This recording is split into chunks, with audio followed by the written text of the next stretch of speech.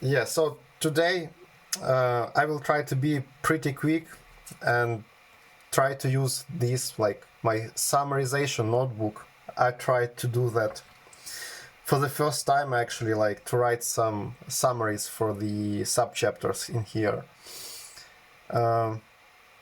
Okay, so we ended up on the previous call with the path integrals formulation of the QFT basically, and quantum stationary principle, which was about the idea that classical history or trajectory is a major contributor to the path integral, and most of the quantum alternatives, they are kind of canceling out, and we only just have a little bit of quantum noise around the classical trajectory, and that's kind of the generalization of the Lagrangian mechanics to the quantum world, basically. Yeah, so let's start with the 26.7. And the first thing here is that PPI here is just path integral, and therefore, like having the path integration, we have what is called infinite dimensional measure, and therefore we will have some kind of the divergence in there. So basically we will have some infinities as the result. And to mitigate this situation, we need to try and go to the Eulerian or Platonic ideas described in the previous chapters. So basically you can recall about geometric progressions or series that if you sum, for example, powers of 2, you can obtain formula which is like 1 minus x squared to the power of minus 1, and you can just substitute 2 in there and obtain minus 1/3. So like formally divergent series could have this informal answer as the result. And it seems like a trick, it seems that it's some kind of a magic and not a logical thing to be done, but anyway, that gives us like really nice answers which we observe in the physical experiments. So basically, like divergent sum could have some meaning, and by using those tricks we can obtain uncanny physical accuracy in our experiments. Yeah. It seems to me that it's capturing like a property of an infinite series rather than giving the formal result. Would you agree with that description? What do you mean by a property? A characteristic of the series. Or how would you how would you describe this minus 1/3 thing answer? Yeah, does it make any sense? Yeah. So it's more of a trick than a property. So there is no such a property of like being equal to minus 1/3, right? So in this case, exactly. you kind of have this formula and you just put like 2 inside, and that's it. And by putting 2 in there, you will have minus 3, and you just make a quotient and obtain your minus 1/3. So it's kind of more like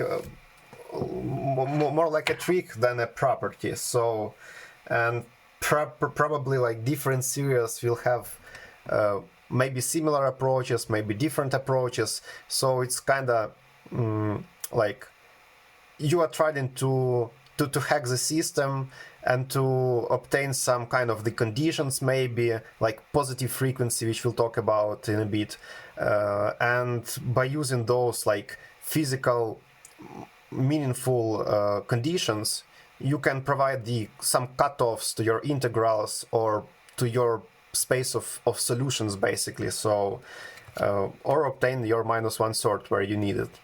I also seen similar series where you obtain minus 1/12 somewhere. I don't remember. It's kind of like somewhere in string theory. Yes, this is for some normalization thing in physics. Yeah, and I think that it has the same flavors as this 1 minus minus 1/3. What's the same thing thing actually. I just assumed it was the same type of thing, exactly. So just to conclude, like we use some properties, but like this scene is not a property. I think it's just more of a particular trick in this particular situation, and that's it. Okay. Yeah, so we kind of we don't have like a formal mathematical proof why is it so and why can we do that. We just kind of guessing, trying to put some stuff into formulas and try to substitute that as an answer, and sometimes that works, and that's kind of it. But do we know only that this works from physical experiments, and is it a retrofit basically? It's a question. I don't know if you can. Yeah, I don't know. I don't know, but like Open question. What Penrose says, he says that we are frequently presented with answers of uncanny physical accuracy when we bulldoze our way through the mathematics with great sensitivity and precision. But yeah, what was the first, like chicken or an egg? I don't know. Yeah, because it would be much easier to retrofit if you have the physical results, obviously. But then again, getting to that precision is maybe not trivial. But yeah, I guess it's but even if you are retrofitting that -1/3 in there, and you are seeing formal power series, which stands on the left here, then it's kind of pretty nice retrofitting actually. So like when you see the formal series colliding into your informal like tricky results, so it's a pretty nice one actually if you will use like Euler formula. Yeah. Okay, so let's continue.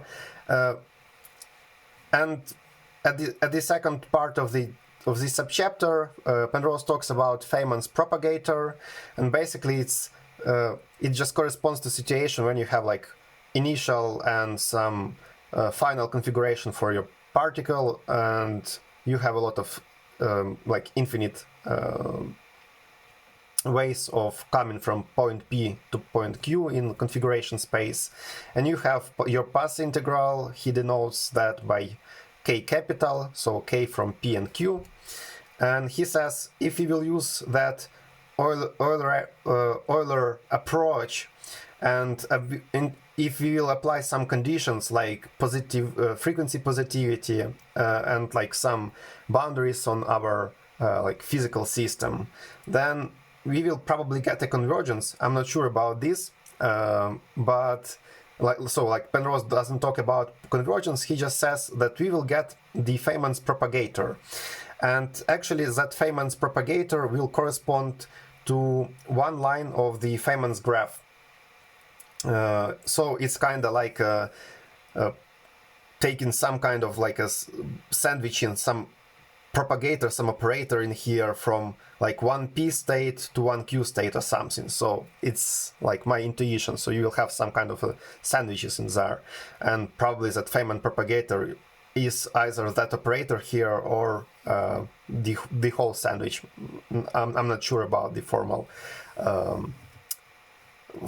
representation, but anyway, Penrose says that usually momentum space is more appropriate for representing the Feynman's propagator, and if you use that, you will have formula like this. Notice that P is slashed here, so we have gamma matrices multiplied onto the for momentum in here, and we have also some positive epsilon here, epsilon I, where epsilon is some small positive number, and if you take a limiting procedure where epsilon goes to 0, we will obtain a singularity here, because you can write this as like p squared minus m squared minus epsilon squared in the denominator by just multiplying that with kind of conjugated expression in here. So we will have like denominator in which you will have something like PA equals m squared or something, so or minus m squared, and therefore, like, we know that in from special relativity that for momentum multiplied is like m squared in natural units if you like make c equals to 1. So basically, if like for classical particles we will have 0 in the denominator, and therefore we will have infinity answers for classical particles. Yeah, it seems that's it, and it kind of corresponds actually to the like to the quantum interpretation of the Lagrangian mechanics or quantum stationary principle, that we have major contribution from the classical trajectory in there. If I can just add one note about that. So the reason that it's the momentum description is more appropriate is because it's simpler to calculate mathematically. It doesn't necessarily imply that it's more physically appropriate, but yeah, the math is simpler. Yeah. Just to make it explicit. Yeah. Thanks. That's true.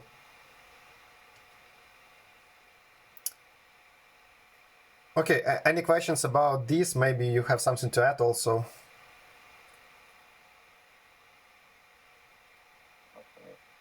Okay, so let's go further to the 26.8, where we will talk about constructing Feynman graphs. So, as we have said already, one line of the Feynman graph is kind of equal to the Feynman propagator, and which is equal to a part of some complicated expression. And as far as I understood, Penrose has been talking here that basically like Feynman graphs are vertices and lines. And vertices will give us three mathematical structures in here. So they will give us factors of coupling constant, where coupling constant is just like some constant measuring the interaction, the strength of interaction, like electric charge, for example. We also will have some gamma matrices, which are used in there for the indices to match, and some delta functions, which are used to be sure that we will have only non-zero contributions to amplitude from the momentum conservation. Yeah, not sure how to prove that, but that's what text says. Yeah, so and that's kind of it. And as far as I understand that, like from vertices we will have some kind of the interaction terms, and the lines will give us just the evolution. So it's like Feynman propagators in between those. Okay, and afterwards Penrose says like, let's try and see some example in there. And as we already have seen, in the case when we have m squared equals to p squared here, we will have the situation which is called on-shell mass. And in that case, we'll have like infinity or singularity in the case of the Feynman propagator. And it amounts to the classical contribution. Yeah, so, but Penrose says that we can't force it as a property actually. So, and the next example will tell us why. So, why we can't just say that m squared should be equal to the p squared, and why we will need of that equality to be kind of not forbidden, relaxed in some situations, basically. So he gives us an example. An example is Coulomb repulsion or Mueller scattering. And the basic diagram is like here. So we have two electrons and a photon in between those. And afterwards, they will be repulsed basically one from each other, and those two like initial states, they are fixed, and for the initial and final states are also fixed. So basically we are fixing some initial points and final points and trying to calculate like what is the probability of obtaining this situation in our experiment by using those graphs. And in this situation, for the final and initial configurations, we will have that on-shell property. So those particles will have that classical property like being true, basically. And but in that graph, you can see that we also have the interaction in between, and we have that intermediate particle, and those intermediate particles will be what is called off-shell particles. And for those, for example, if you will have a photon here, we will obtain that PA by PA, basically it's like P squared, doesn't equals to 0, which is the rest mass for the photon. And you can check that by taking a look at the 26.12 exercise. So from there is a solution for it where you can see that to have your momentum conservation, you cannot have the p squared of the photon to be equal to 0 in here. So there will be some number in there, and for that photon, which is actually called virtual photon, so for those off-shell masses, or that will be true for the interior lines of the Feynman graphs, those interior lines will represent virtual particles. In our case, it's virtual photon. And those off-shell masses actually will correspond to some kind of the like hyperbolic surface, with bow-like shape. I've tried to draw it in here, but it's kind of really simple drawing. So you can take a look at the book and just witness that bow shape, which you have seen in the special relativity theory. So it's basically like non-light cone, basically, or something like. So it's hyperbolical surface which comes naturally from the conical shape in here. So where conical shape is actually like light-like surface. Okay, so yeah, so basically in between our initial and final configuration, we will have interior particles which are virtual, and they will not have the usual rest masses classical particle has, which we can observe, and also they are not observable at all, so they cannot escape to be observed at large distances actually. Yeah, and that Muller scattering was actually a trivial example where we do not have much freedom for the momentum of the interior lines.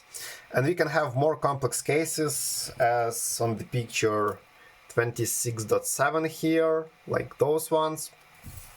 And in those we have more freedom for momentum, and therefore we will have bigger sums, bigger variance for those, and after summing all those up, we will obtain some total amplitude for our task or experiment to have our like initial configuration come to the final one. And we can generalize that to the different in and out states. Probably it's sets. I'm not sure about like if those in and out states are some kind of like vectors. So for example, in the Muller scattering, we have had only like 2 initial points and we have 2 out points. So maybe it's like 2D vectors or something. And therefore we will have like what is called S matrix. And that will be infinite dimensional unitary matrix, which will describe the scattering probabilities for different inputs and outputs. Penrose doesn't say much about that, so I'm not sure about the overall mathematical formula describing the S matrix. But anyway, I'm thinking about this as just like a very big table with, like, if we have some initial configuration and some final, we will have entry to the S matrix corresponding to these two-wave functions like psi in and psi out. And by having the S matrix, we can obtain the corresponding amplitude of that situation happening. And that's kind of it. That's it. So it looks yeah. It looks very similar to what it does in like regular quantum mechanics. Basically, the input and output states are just like kets and bras, and the S matrix is just an operator that you sandwich between the ket and bra. So the amplitude that you get is just a number, and those input and output states are kets, but rather than representing a single particle state, they're for multi-particle states. So, like, every entry of the S matrix will correspond to the multi-particle states, right? Yeah. So, maybe if you could write to the side, the Fi component of the S matrix would be the it would be the bra F. Yeah, so you could do S sub Fi is the bra F. And bra is like this? That would be the ket. No, that one. Okay, other one. Okay. Let's try this one. Okay. So bra F and then S, and then ket I. And so this is going to be every component in the S matrix. Now there's infinitely many initial states and infinitely many final states. But if you want to know what the component is for this certain interaction, this is how you read it out. This is the amplitude. So, and here we have like initial states and final states, and they are kind of like a sets of particles. So initial set and like final set, right? And therefore, like, we'll have corresponding wave functions in here. Yeah, I wouldn't say that they're necessarily sets, but with a little stretch of the language, I think that's fine. Like the real way to consider it is like they're field configurations. Yeah. Right? You would do like a momentum space expansion for the two electrons, and that would be like the initial state. In terms of fields, we'll have some kind of like maybe delta functions or some kind of blobs. Yeah, and a bunch of integrals. Yeah.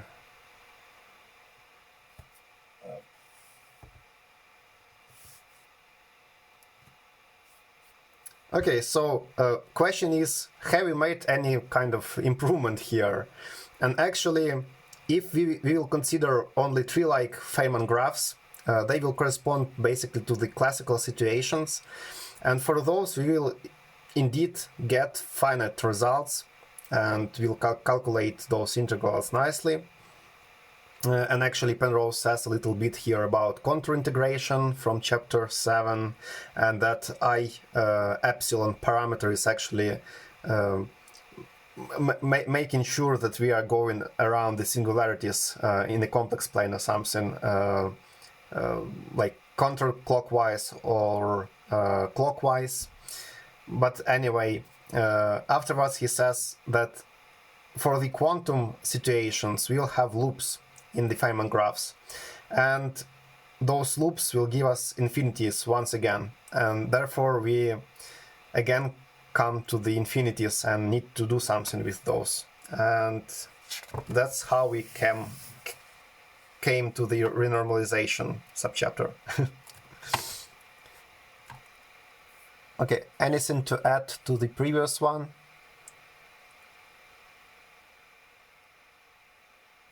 Yeah, I see that Marco sent to the beta chat a video about -112.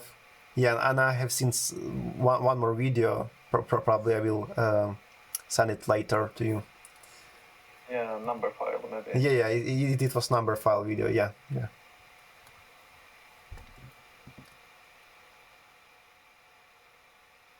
Okay, so let's go further.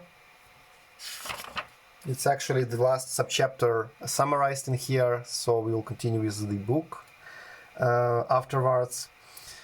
And it was pretty big one actually, but this subchapter is kind of consists from 3 simple blocks. First one talking about renormalization in general terms. Second one talks about vacuum polarization. And third one talks about some conclusions and also 't Hooft's or pragmatic QFT approach. So let's start with renormalization in general. As I have said already, we have those infinities for quantum mechanical processes. So how to solve? We have that question, and mathematics says we don't have any like strict answer for you. And physics says let's try to renormalize those and make those infinities finite somehow. And Penrose says that actually we will have 2 kinds of divergences in here. First one is called ultraviolet divergence, which are considered like more serious ones. And those will correspond to the big momentum and small distances, if you will consider the Heisenberg uncertainty principle. And infrared divergences, which are not so serious, they are coming from big distances and with small momentum. And probably it's I'm not sure about this. Like I have like some intuition why ultraviolet are more serious. It's because of the big momentum, and big momentum probably is like a big energy, and at small distances it's also like the situation which interests us more in our experiments. So when we are conducting something, we are interested what's happening in that place, some like bounded space-time region. So therefore, small distances and big momentums in there will be more crucial to us than big distances and small momentum. So intuitively, it seems like this, and that's why Penrose says here that ultraviolet divergences are more serious ones. Yeah, but I'm not sure. Maybe just about the theory. Maybe in mathematics of the QFT, you will have a lot more of the ultraviolet divergences coming up. Okay, and afterwards he gives us example of the ultraviolet divergence called vacuum polarization.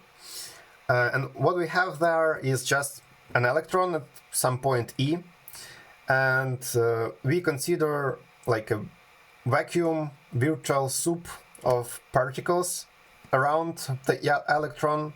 So we will have like creation annihilation pair appearing in the neighborhood of that electron. And there are 2 situations to concern.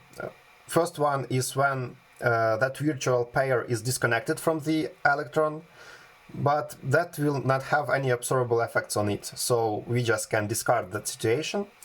And if that virtual pair will be connected to the electron with a virtual photon, then we will observe what is called ambient field effect. So that's why I wrote here virtual particle in an ambient field. Okay, and we can take a look at the illustration here in the book.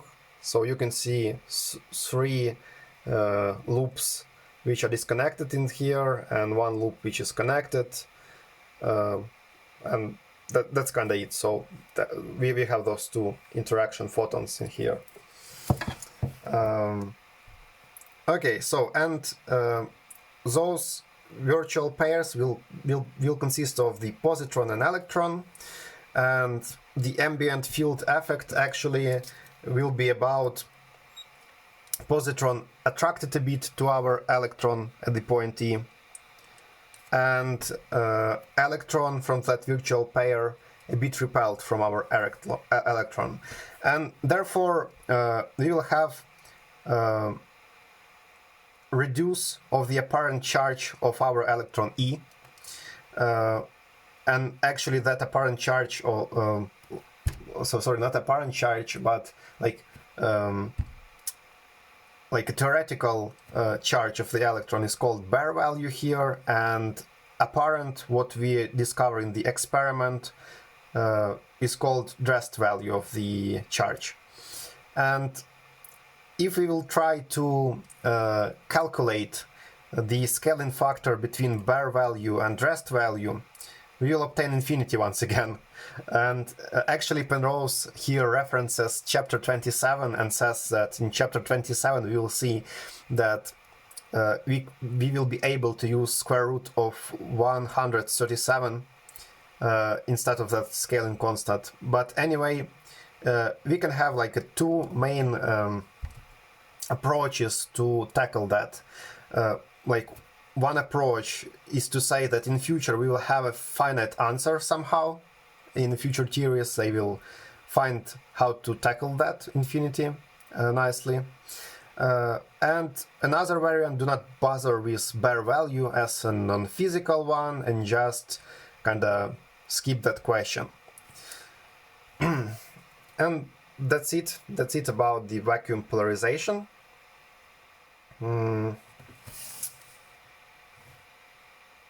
Yeah, and afterwards Penrose writes some conclusions about renormalization.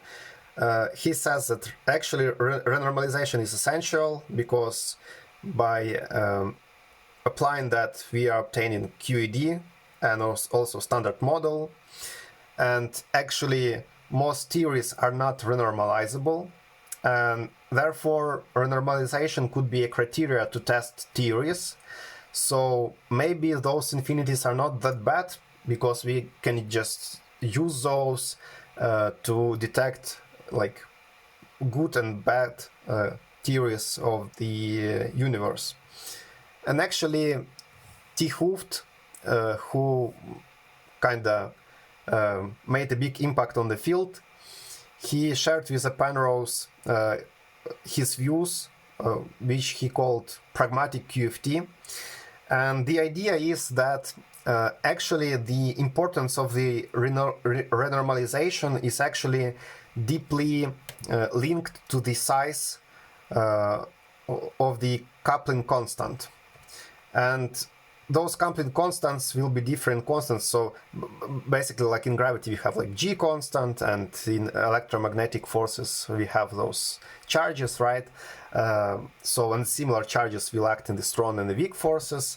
So you can kind of compare forces in terms of their strengths by using their different coupling constants. And actually I wrote here that inequality, that actually strong force is the most powerful one, afterwards follows electromagnetic forces, afterwards weak forces, and only afterwards gravity follows. So gravity is kind of the weakest. And if you compare it to the electromagnetic force, it's like 10 to the power of minus 40 or so weaker. So a lot weaker than electromagnetic force. And because of that, actually theory of gravity, QFT theory of gravity, it's non-renormalizable, but non-renormalization effects doesn't matter so much because you kind of you kind of you have other obstacles in your way even earlier while working on that theory, and therefore like renormalization or non-renormalization of the like quantum theory of gravity doesn't matter so much in there.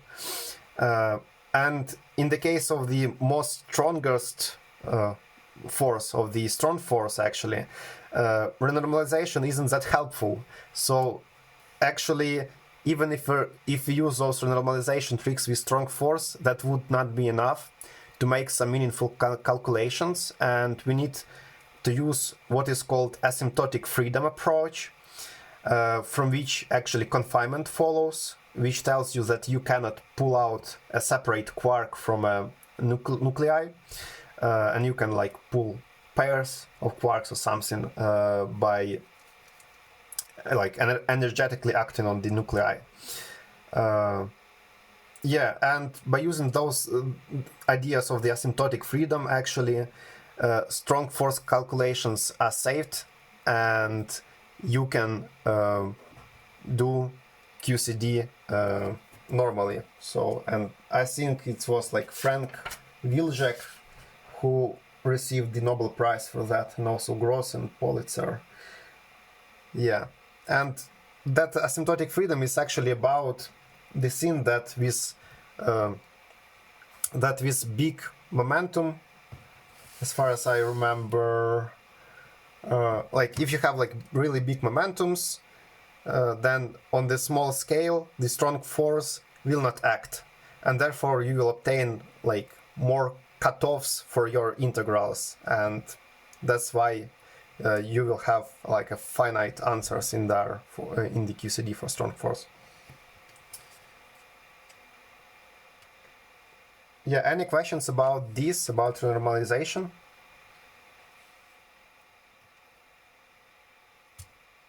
Not exactly, but I would like to add a note about Gerard de Hooft. He has a nice guide or resource guidance on how to become a good theorist. I'll just link it in the chat, but it's worth checking out. Yeah, thanks. Feel free to share. Okay, so that's it with summaries. I haven't had enough time to put summaries for the subchapter 10 and 11, but at least I have read those and put some summaries on the site here. Okay, so subchapter 20 is about Feynman graphs from Lagrangians, and actually Penrose says that he haven't said to us how to obtain Feynman graphs from the previous theories described in here, from the general framework of QFT, and he just says that by so we kind of start out with Lagrangian, and Feynman graphs actually represent a perturbation expansion of the quantum theory associated with that Lagrangian. So we will have like a series expansion in there, where instead of having some variable x, we will have a coupling constant powers instead. So we will kind of decompose that into the power expansion in the coupling by the powers of the coupling constant. And for example, for QED, we will have electric charge in there, and we will have different e to power n quantities, and different Feynman graphs would be like sum up into the factors of different powers of the coupling constant. So if you have e to power n, it means that you will have a graph with n vertices, and different those graphs will be packed up into the amplitude standing nearby the e to power n in there. So Feynman graphs are just terms of that perturbation expansion of the Lagrangian actually. And in the more generalized theories, like QED, for example, with the zigzags, which we have seen in the previous chapter, we will have a few coupling constants, and in the case of those zigzags, we also have we will have the mass constant m added for the electron. Yeah, and what surprised me a lot is that in the next paragraph he talks that actually renormalized theories are not finite. So even QED is not finite. Why? Because actually they are calculating those coefficients like f0, f1, f2 in here nearby the coupling constant factors, and those will be finite ones. That's true, and that's what renormalization gives us. So but it doesn't tell us that the summation of all these resulting quantities is actually a convergent one. And that's why we do not have guarantees that those like total things will converge. And actually we'll have some kind of the divergence, which he calls here logarithmic divergence. But it will show up only when we will reach a terms of order 137 or so, which is far beyond what is normally considered to be relevant. So we can use like smaller expansions, only a few first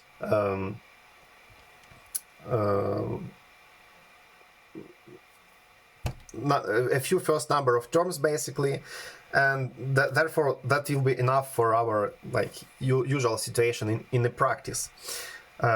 Actually, that's interesting that everywhere that strange number occurs, that 137, in here, in there. Yeah, so probably we'll see the explanations in the next chapter somewhere about this.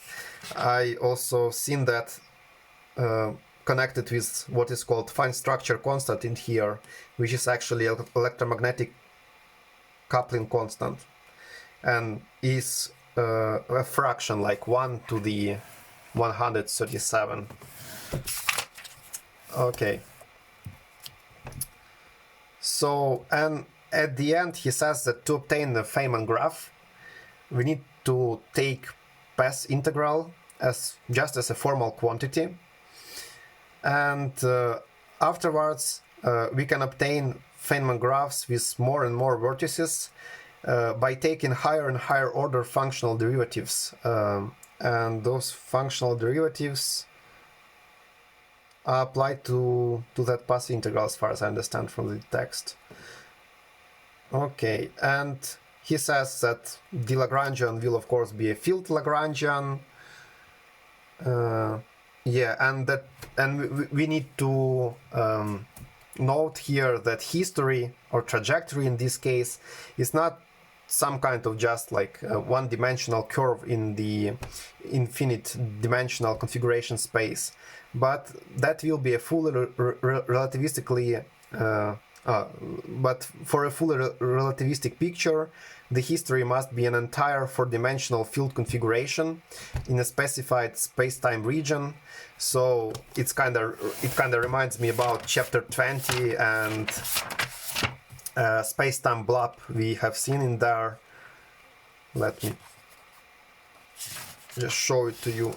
So like this blob, so he probably talking about that approach, and to understand that better you should take a look at the 20.5 in here, like Lagrangian treatment of fields. So probably that's about it. Okay.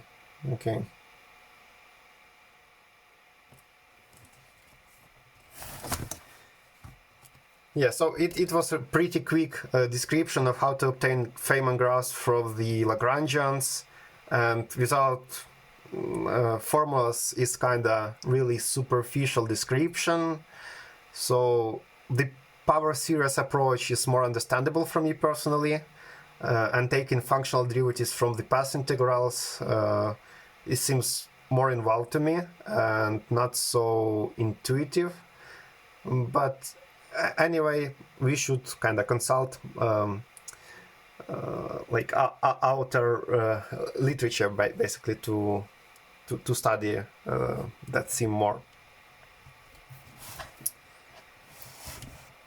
Okay, so and the last subchapter, Feynman graphs and the choice of the vacuum, is actually about symmetries, which we have seen for the standard model. So we have like U2 symmetry for the electroweak theory, SU3 symmetry for the quantum chromodynamics, and those symmetries would normally be taken to be asymmetries of Lagrangian, and we will try to use those while doing QFT to cancel out different terms and create more convergent results from our theories. Yeah, but the problem is that in the case of the electroweak theory, we do not have originally postulated U2 symmetry, so it's not it is not true actually, and we know that we have symmetry breaking in there, and the basic idea is that breaking of the symmetry of our force, weak force, will be accounted by choosing U2 asymmetric choice of the vacuum state. So we need to consider a special vacuum to mitigate the symmetry breaking. And to do that, we need to come back to our QFT algebra of the basically series of creation and annihilation operators, which I called that like BK letter in here, and Feynman propagators. So Feynman propagators, which aligns in the Feynman graphs, they will be the values of the commutators and anti-commutators that we came across in the beginning of the chapter. So we have seen those different commutation relations for fermions, bosons, and they're like mixed and pure interactions, basically, like when fermion interacts, or boson and fermion. Yeah, and here one more time says that in practice we are working in the momentum space in here. Yeah, and the idea is that we are concerned with some situation when we have a collection of incoming particles and some collection of the outgoing particles, and therefore we can form the initial wave function called psi in here, and the final state psi out. And the amplitude, if you just scalarly multiply those, is what we wish to calculate, he says, and we can obtain from that probability getting from in to out by simply using the standard formula. Okay, and yeah, and afterwards he says that actually that expression, that scalar product, sorry, seems that my MacBook is out of power, or almost. Yeah, maybe I will so if for some reason I will disconnect, that was my MacBook, but I will try to fit in. Okay, so idea is that this expression scalar product involves annihilation operators on the left, because when you forming up like passing from bra to cat, you are swapping your creation operators to the annihilation operators, and therefore you can kind of push those annihilation operators to the far right, to the vacuum state. And the question is, does it get killed somehow? And at first you can think that it will, and we will obtain 0, but that's not true. So actually the answer is no, because of those creation and annihilation, because of the creation and annihilation operators commutation relations. So you'll have different commutators between those while pushing, and by having those different operators commute or anti-commute, we will obtain a lot of different constants actually, and we will have those commutators, and at the end we will obtain a bunch of those commutators, which are actually Feynman propagators. So it will be like a chain of the Feynman propagators, and you will have like 0 multiplied by 0, so you will just have 1 and a bunch of those propagators in there. So you obtain actually the Feynman graph itself. It will be completely trivial, having no vertices at all, but this is because we haven't included any interactions in the algebra of operators. And to include those, we would need to examine the specific Lagrangian that is relevant to our particular problem and use it to generate the correct algebra. And those procedures would just mirror those referred in the previous section for generating Feynman graphs with the appropriate vertex terms. So probably that will be about perturbation theory, I think, but yeah, probably that's it. Okay. Yeah, so, and how that help us, that actually helps us to switch the vacuum. So by switching the vacuum, we can kind of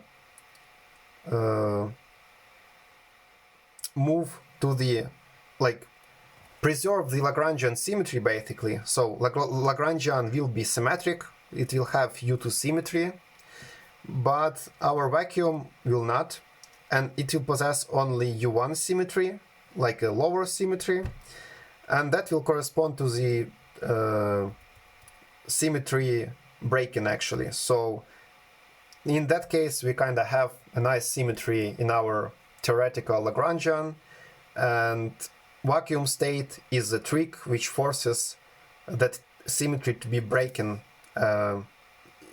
in the result. So this is kind of really powerful device for producing physical theories, which can reap all the benefits from those symmetries. But we should be careful with this. So there are a lot of advantages of having that approach be applied. And we will see later in chapter 28 why we must regard that and like those theories as really speculative ones, and we should be critical and skeptical about those proposals. So yeah, that's interesting. Yeah, and at the end, Penrose just finishes with the